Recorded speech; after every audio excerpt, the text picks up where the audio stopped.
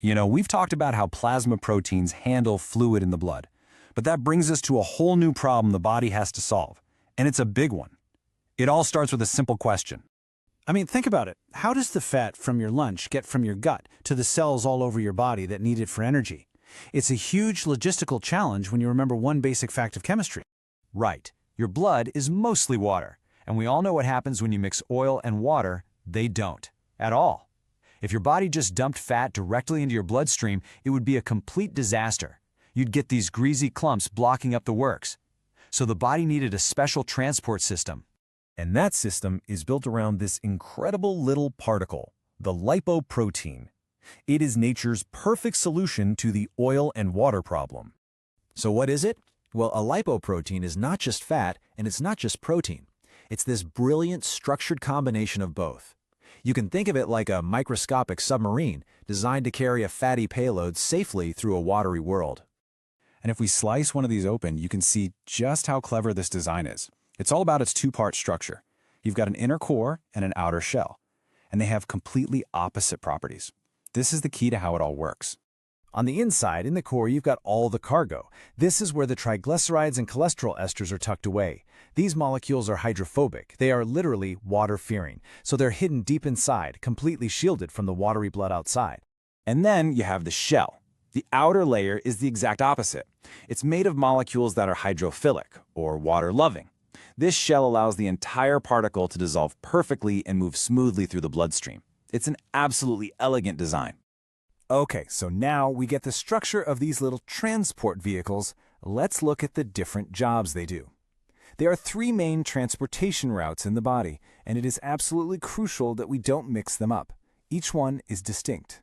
There are four main classes of these particles, and they're all classified by their density.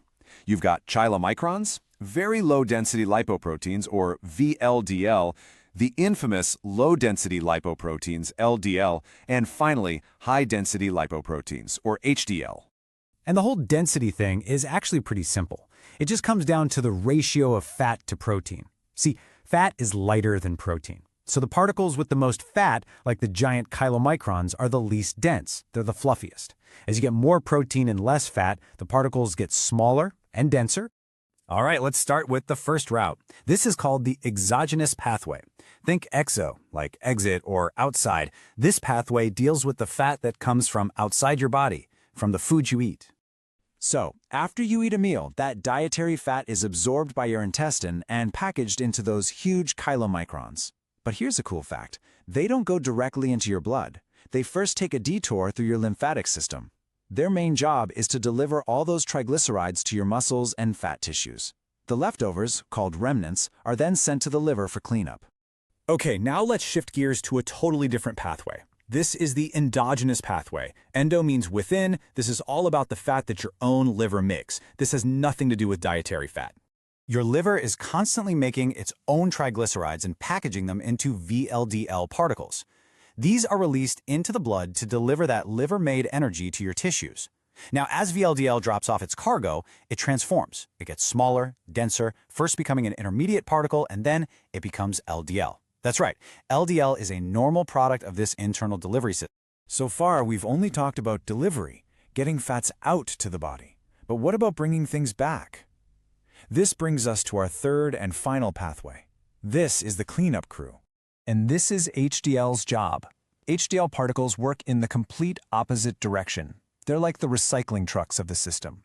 They go out to the tissues, look for excess cholesterol that the cells don't need, and they pick it up and carry it all the way back to the liver. This whole process is called reverse cholesterol transport. So if you remember one thing, let it be this simple distinction. It makes all of lipid metabolism so much easier to understand. LDL delivers cholesterol to the tissues. HDL removes cholesterol from the tissues. The direction of transport is everything.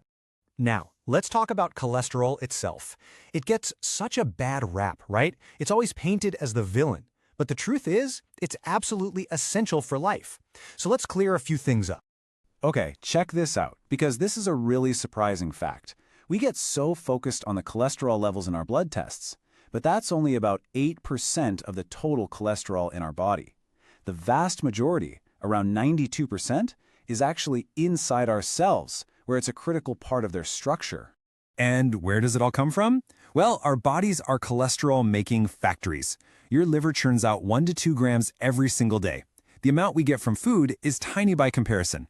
Your body does this because it needs cholesterol to build cell membranes, to make vitamin D, and to produce essential hormones. All right, let's pull all of this together now. We're going to connect all the dots and lock in the single biggest takeaway from this whole explainer.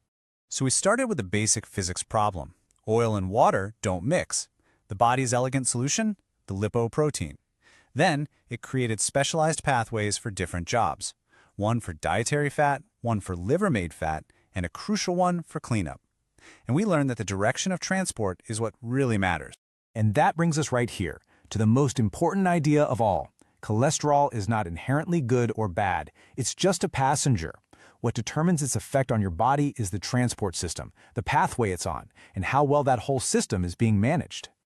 This whole system is a masterpiece of biological engineering. It's brilliant. But what happens when it breaks? What happens when it gets out of balance? Well, in our next explainer, we're going to dive into exactly that, how this system can become pathological and how that leads to the development of atherosclerosis. We'll see you then.